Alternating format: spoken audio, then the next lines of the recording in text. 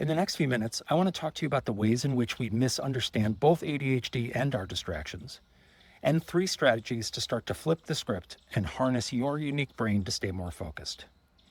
But first, let's talk about why ADHD-related distractions are misunderstood. Number 1 is this myth of willpower. Society tells us that our distractibility is the result of weakness or lack of discipline. We hear it from everybody, including ourselves, but the truth is that ADHD brains are structured differently, and we have a harder time getting access to dopamine, which is the chemical that triggers the reward center in our brains that is needed to initiate and sustain focus. Every person that I have met with ADHD wants to be able to do things well and on time. The lack of dopamine means that often we simply cannot. Number 2, despite the name, ADHD is not about a deficit of attention. It is fundamentally about the ability to focus on and complete things that we're not particularly interested in.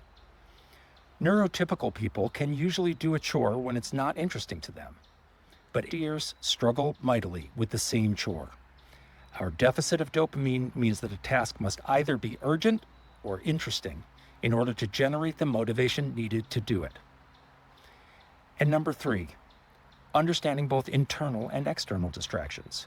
Most people think of distraction as internal, the dog barks or the phone rings, but for ADHDers, that distraction comes from inside our own brains. If I'm starting a task that's important but doesn't interest me, my brain is like a dopamine-seeking drone, looking for it anywhere else. So I scroll on Instagram for 2 hours or create a business plan for a mythical cafe that does feel super interesting. At this point, I'd love it if you dropped a comment below and tell me what's the most random thing you've gotten distracted by this week. I'd love to hear about yours. So if our brains are wired differently, how can we maximize our focus and minimize our distractions?